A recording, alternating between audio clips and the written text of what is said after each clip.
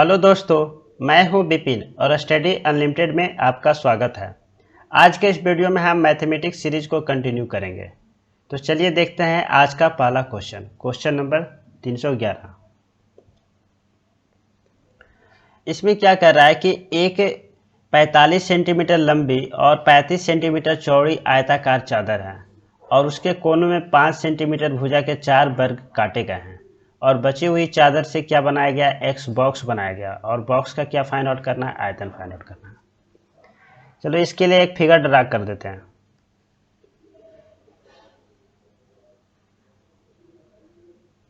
ये आयताकार शीट है, चादर है, ठीक है। अब इसमें क्या है, इसके कॉर्नर पे एक 5 सेंटीमीटर का क्या है, एक वर्ग है जो कि काटा गया है चारों कॉर्नर पे। ये टोटल डिस्टेंस कितना है, टोटल ये कितना है, ये 45 सेंटीमीटर लंबा है। ये टोटल कितना है, 45 सेंटीमीटर। और इधर ये कितना है, ये हो गया 35 सेंटीमीटर। जब ये बॉक्स को ये 5 सेंटीमीटर वर्ग चारों कॉर्नर पे जब काटा जाएगा और जब हम बॉक्स बनाएंगे तो कुछ इस तरह से होगा। ये क्या होगा, यहाँ से मुड़ जाएगा और ये यहाँ से मुड़ जाएगा, फिर यहाँ से हमें इसे मोड़ना पड़ेगा और यहाँ से इसे मोड़ना पड़ेगा। अब देखो ये जो लेंथ है ना, वो लेंथ कितना बच जाएगा, लेंथ बच जाएगा, ये टोटल कितना है 45 और ये कितना है 5 और इधर कितना है 5। तो 45 में से 5 और 5 माइनस हो जाएगा, मतलब कितना हो जाएगा, 45 में से 10 माइनस हो जाएगा। तो लेंथ कितना बच गया, ये 35 सेंटीमीटर। वैसे अगर हम विड्थ देखते हैं तो विड्थ इसका कितना है, टोटल 35 है और इधर से 5 और इधर से 5 कैंसिल हो जाएगा तो कितना हो जाएगा, 35 माइनस 10, मतलब कितना बच जाएगा, 25 सेंटीमीटर। और जो इसका हाइट होगा वो हाइट क्या होगा, ये वाली लंबाई होगा, तो ये कितना हो जाएगा, 5 सेंटीमीटर। अब देखो ये जो बॉक्स है ना, कुछ इस तरह से बनेगा।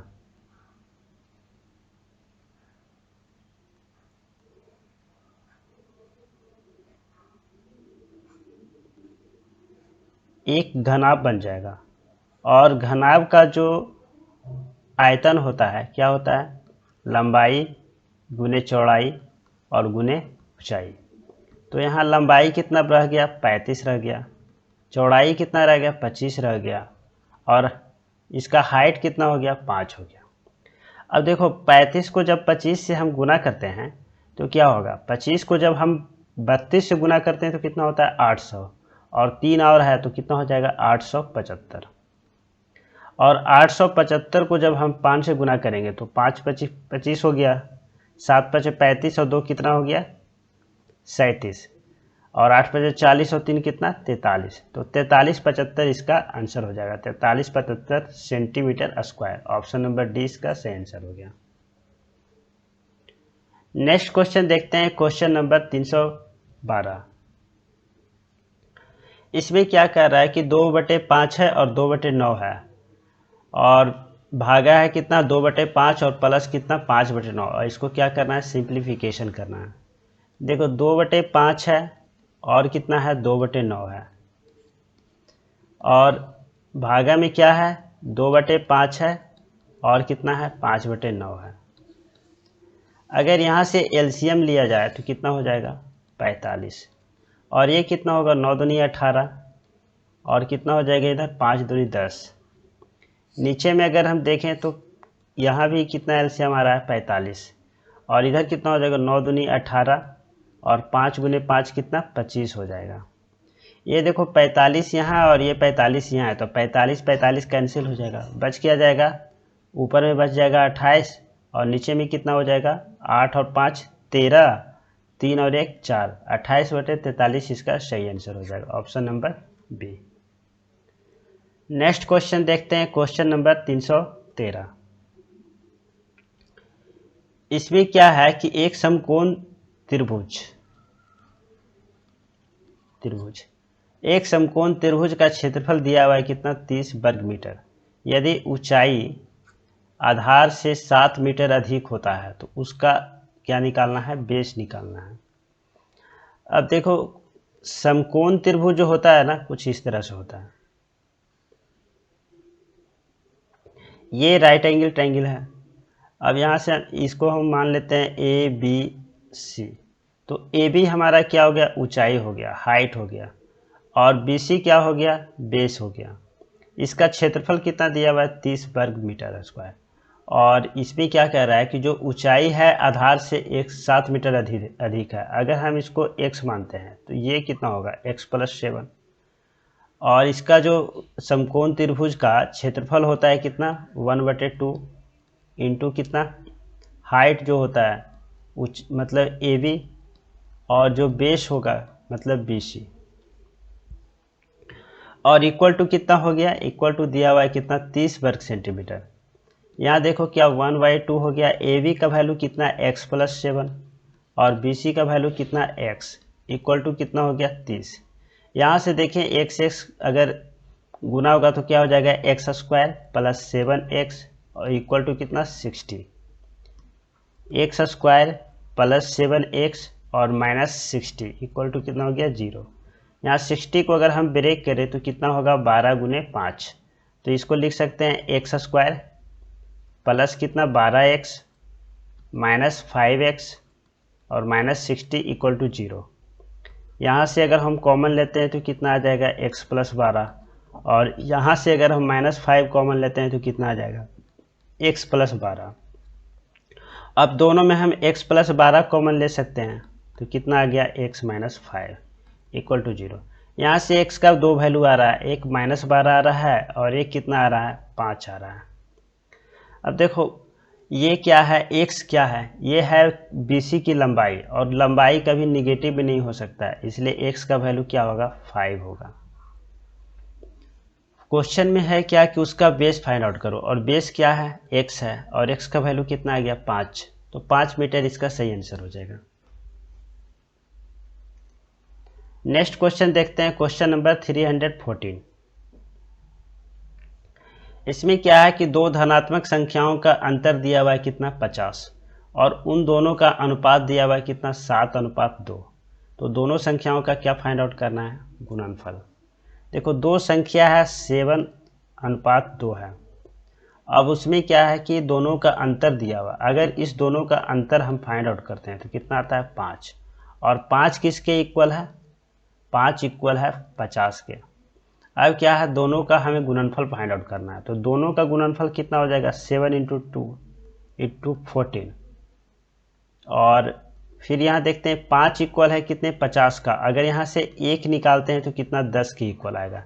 तो यहाँ से देखो 10 और 10 2 बार गुना हो जाएगा, इसलिए क्योंकि देखो 7 में भी 10 से मल्टीप्लिकेशन करना पड़ेगा और 2 में भी 10 से मल्टीप्लिकेशन करना पड़ेगा।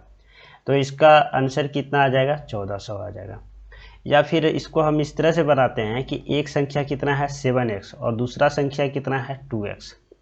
अब देखो दोनों का अगर हम माइनस करते हैं तो कितना आ रहा है, 50 आ रहा है। यहाँ से अगर देखें कि 5x का वैल्यू कितना आ रहा है, 50 आ रहा है, और x का वैल्यू कितना आ रहा है, 10 आ रहा है। अब इस संख्या को देखिए कितना है, 7x, और ये कितना है, 2x।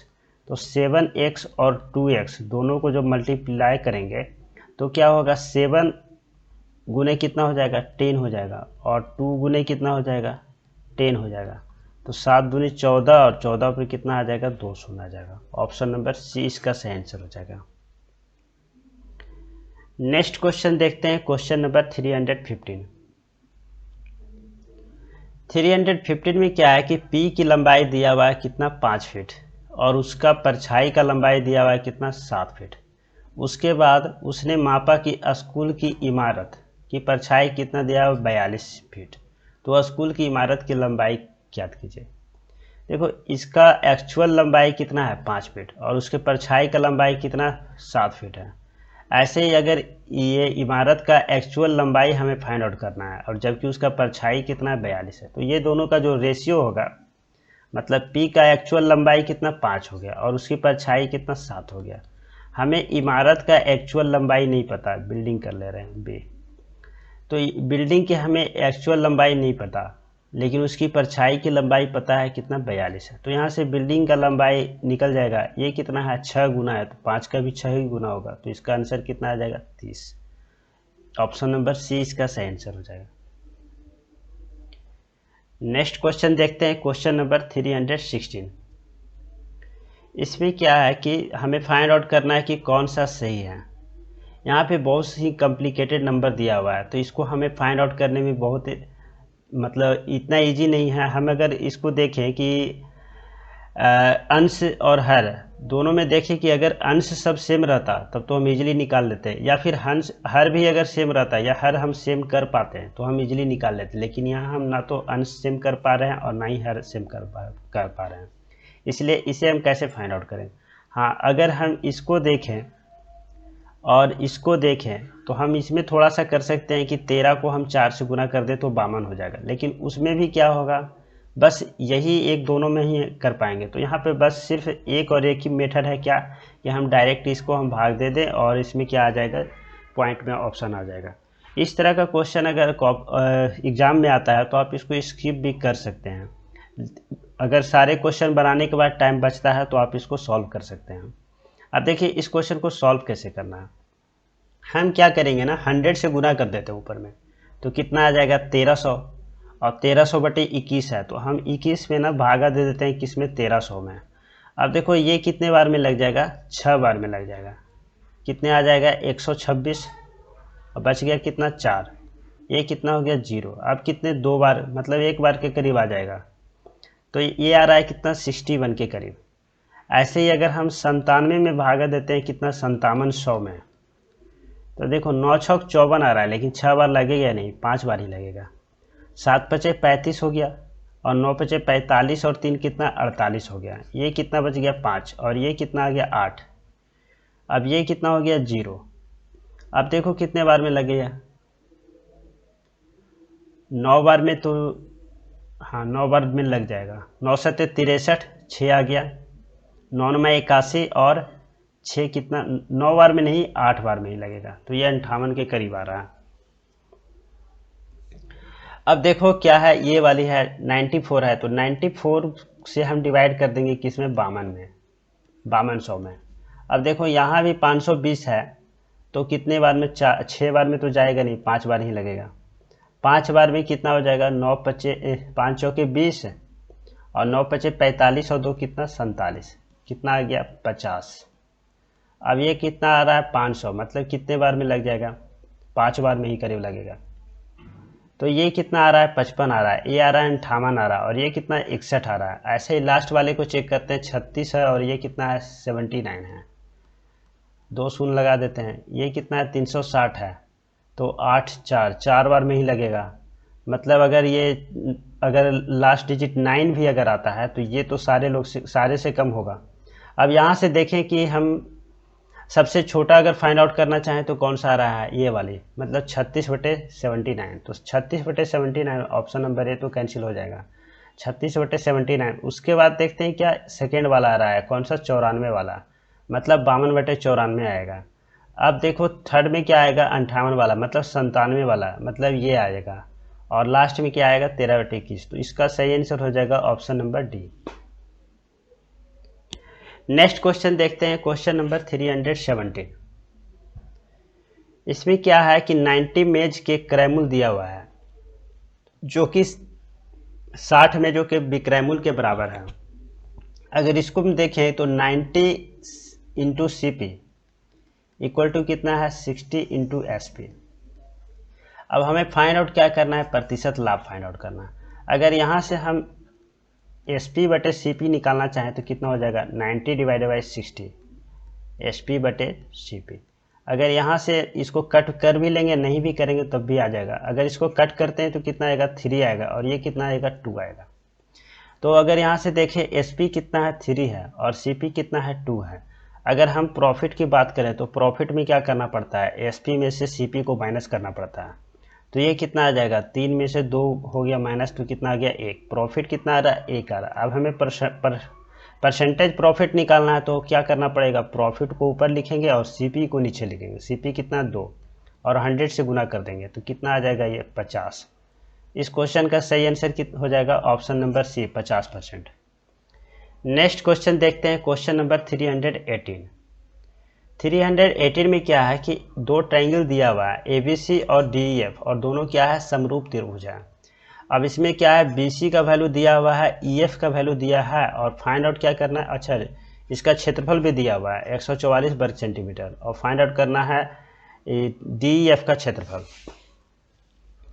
इसके लिए थोड़ा एक फिगर ड्रा कर लेते हैं। ये हो गया ABC, ये हो गया ABC, ऐसे ही एक और ड्रा करते हैं, ये हो गया DEF और दोनों क्या है समरूप त्रिभुज है।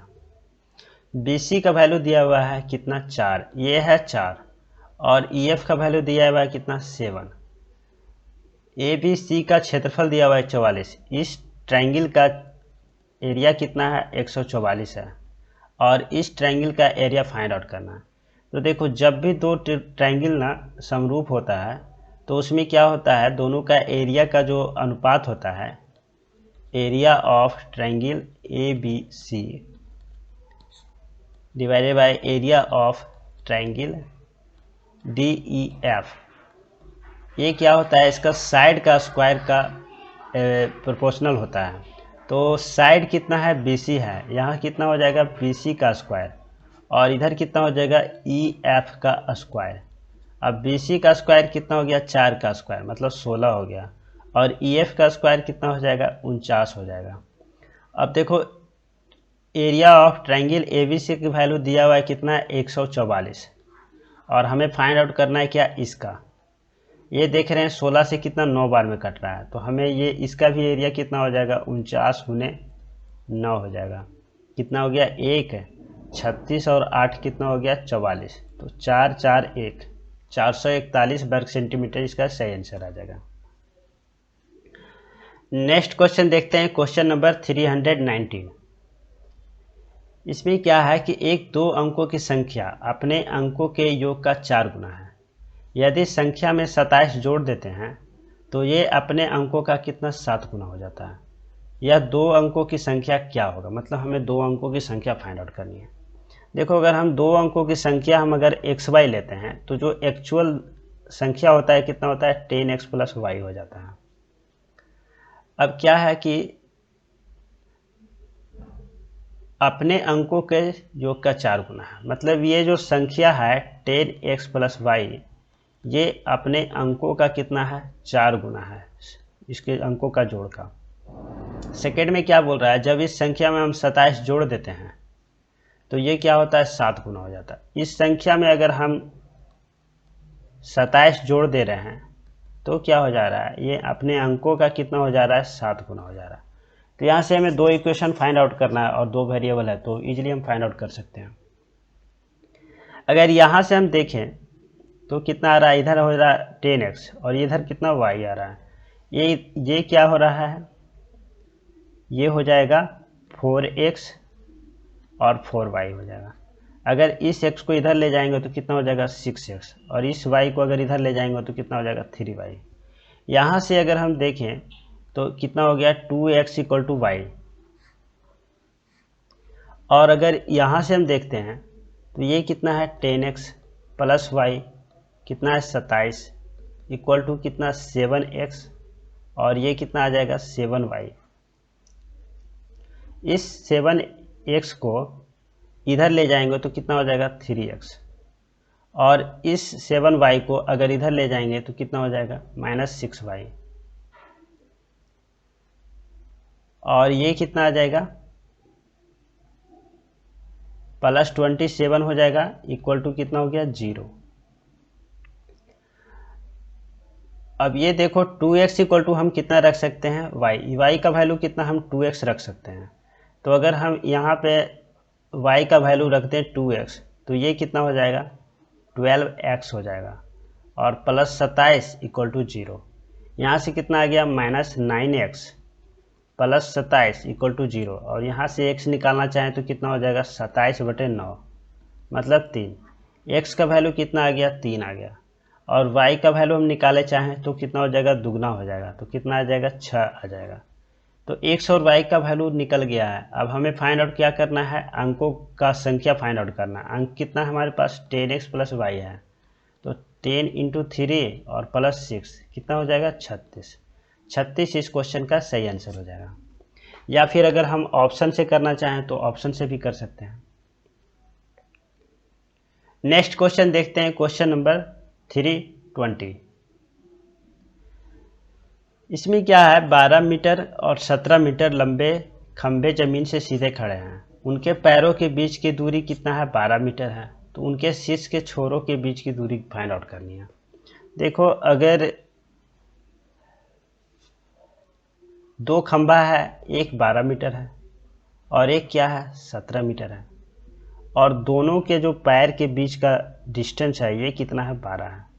ये इसका लंबाई कितना 12 है और इसका लंबाई कितना 17 है। इसको हम अगर a मान लें, इसको अगर हम b मान लें, इसको c मान लें और इसको d मान लें, तो AB का लंबाई कितना है 12 है, CD की लंबाई कितना है 17 है और BD कितना है 12 है। हमें फाइंड आउट क्या करना है, AC की लंबाई फाइंड आउट करना है। AC की लंबाई फाइंड आउट करना। अब देखो, हम इसमें क्या कर सकते हैं, अगर हम इस बिंदु को यहाँ से ऐसे मिला दें, इसके पैरेलल, BD के पैरेलल, तो ये कितना आएगा, ये हो जाएगा 90 डिग्री।